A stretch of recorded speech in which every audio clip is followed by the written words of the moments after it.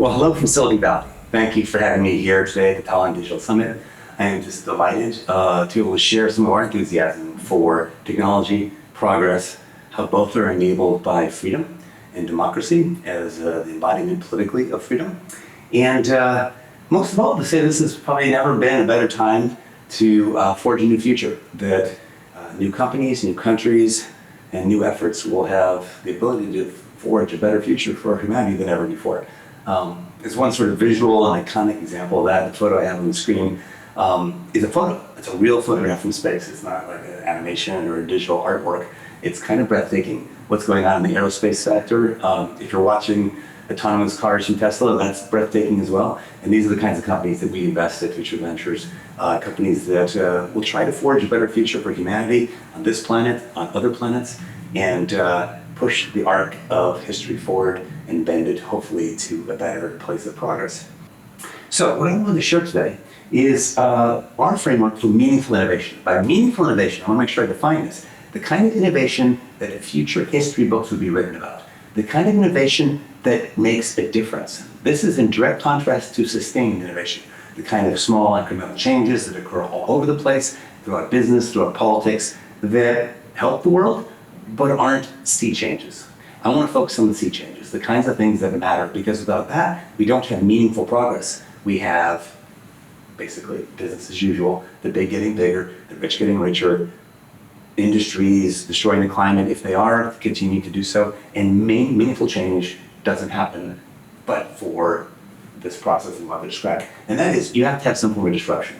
You don't have meaningful change without disruption. Disruption can come from a new channel of distribution, like the internet or mobility. It could come from a deregulation or privatization of industry, but most often it comes from something like technology, and we'll come back to that in a moment. The point I want to make is that without disruption, new entrants don't have a chance, right? If it's business as usual, larger companies, larger entities, larger countries have more money, more brand awareness, customer relationships, everything going for them. A new business or a new entrant in any sense has no chance if there's stability. It is only in the interstices of disruption that you get creative destruction and renewal within economies, within businesses, and within politics, I might argue as well. Now, something that goes hand in hand with that is that it is always led by new entrants. I want to underscore always. I do mean that literally, that never in the history of the world has a business disrupted its core. Meaning, take any business that's large enough to have a business core, they don't disrupt that. They disrupt, if anything, something adjacent in a new market, like Apple going into mobile phones and music when it was a personal computer company prior, right? Apple has done nothing innovative in personal computers for over a decade. Not a single feature or advancement of personal computing that anyone could name. Same for Hewlett-Packard. They innovated when they went into printers. But of course, the example we know best of all in Silicon Valley as a venture capitalist is new entrants as in startups. Like Tesla, the leader of the automotive sector. SpaceX, the leader in aerospace. None of the companies that they compete with was doing anything meaningful in electric vehicles or reusable spacecraft prior to those new entrants coming on the scene. And now, of course, everyone scrambles to catch up. So let me reemphasize the point. There are no counterexamples. I want to come back to technology business, which is my focus area. I mentioned there were a bunch of areas where disruption could occur, like financial collapse, weather, you name it, right? One of the ones that we bet on year after year, something that you can actually count on 5 years from now, 50 years from now, I might argue even 500 years from now, but that would be stretching it a bit. That is the relentless march of technology progress. The thing that we know in our hearts, but can't quite describe accurately, what is it about technology that seems so different than other business dynamics, other drivers of human progress? And as a way to visualize that, I'd like to show this version of Moore's Law. I call it the 122-year version of Moore's Law. And the reason that's somewhat cheeky is, according to Moore, of course, was not alive. Throughout the vast majority of this time, no one was plotting a curve. It was only recently in the era of Intel that we even give it a name and started to gather data points. But if you recast what Moore's Law really means, what do customers buy? They buy computation or storage. So what I've plotted here on a logarithmic scale is how much computation does a dollar buy? So what's the price performance of computing over 122 years? You could plot the same thing for storage, you'd see the same results. What's astounding is a straight line is an exponential, right? Every tick mark here is 100x, 100x, 100x, 100x. Over 122 years, a 10 billion x improvement in humanity's capacity to compute. It's exogenous to World War I, World War II, and the Great Depression. It's across many technology substrates and many different companies. Mechanical relays, stacking tubes, transistors, integrated circuits. No one knew they were on the curve, yet they've been doing this. It's really profound, and I think the most important thing ever graphed. Certainly the most important thing ever graphed related to business, and technology business in particular. So that's why I show it. I show it in every slide, every presentation I give. And the reason is a fewfold. It's the driver of belief in progress continuing. Why would it suddenly stop?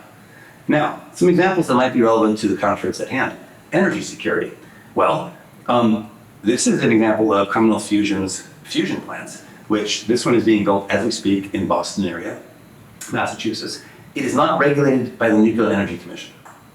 I'll say that again. It is not regulated like nuclear energy. It is fusion energy.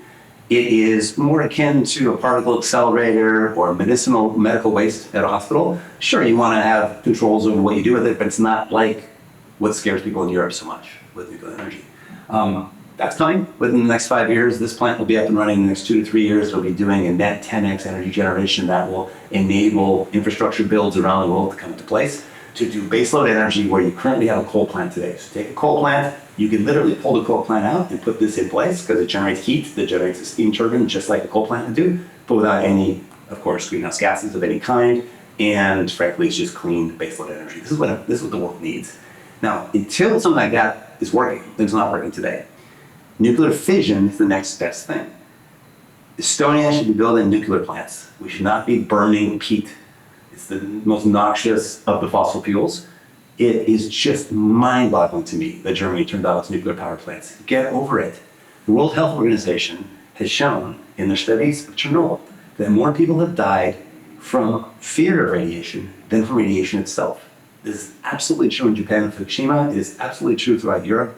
Realize any of you in the room who are anti-nuclear, you are indirectly, in your dialogue on humanity, killing more people than nuclear energy ever has killed, or will kill by all forecasts of radiation leaks today. Now, sure, there's some embedded risks, but the reactors are getting safer and safer and safer. It is, as many environmentalists like Stuart Brand have realized, the solution, not the horror that we thought it was. Coal and natural gas and petrochemicals and the whole petrochemical economy is the, now we know, the noxious thing that will kill the world. It's not nuclear. I can go on and on about that, but if I can say anything to Europe, it's like, get over nuclear, get over GMOs, they are essential to the future. Let me move to global connectivity. This is maybe the biggest, of course, advance for the betterment of humanity in the context of today's conference of any technology, I think, in the last 5 years. And that is ubiquitous access, a new channel to reach end users around the planet that doesn't depend on anything on the ground, right? So as you can see in the battle in Ukraine and the defense of democracy that's occurring there, it's been essential to maintaining battlefield communications for command and control, for coordination, for a number of benefits. I won't overstate them, but it's actually hard to overstate how important it is. That's new. By the way, when cellular backhaul gets knocked out, fibers are destructive, you can hook a Starlink up to a cellular network, as they've done, and light up an entire town again. So everyone has cell service off of this. As you also may have seen recently announced just last month, the next generation of this coming up next year, 2023, will allow direct-to-handset email, texting, and communications without any cellular infrastructure whatsoever on the ground. And oh, by the way, to existing phones, no software, no hardware needed, which means freedom fighters around the world will have access to an uninterruptible base station in the sky. Think what that means for the ability to have transparency and information. This is what authoritarian regimes depend on, suppressing visibility to do what they do. This will undermine authoritarianism, I believe, on a global scale. So I couldn't be more excited about it. And we're proud of what the Starlink division has accomplished already in the defense of democracy in Ukraine. And I hope to see more of that in the future. Well, I hope to see no more assaults on democracy, frankly, but that's a different topic. My most important slide, which I want to end with. Freedom is the same thing as technology. Well, let me just put it this way. It enables technology. Without freedom, you don't have technology, and technology is the same thing as progress. So let me come backwards, is that you have no progress without some sort of technology, some human invention, an improvement in culture, an improvement in a technology artifact, an invention of some sort, a new idea. That is what progress is, especially meaningful progress. within a democracy, within a framework of freedom, you can run experiments more often. New entrants have a chance. Everything I said prior about disruption and new entrants, in the political domain, really you want to foster that. You don't want to hold that back. So what does that mean? Well, it means you want free flow of ideas and experimentation, right? Well, what enables that? Things like protecting privacy. You don't want minority opinions shut down when they're a minority offbeat crazy idea. You want to be able to have those open discussions like, is there a better way? Could we govern ourselves better? Could we have a better form of technologies that we live our life by?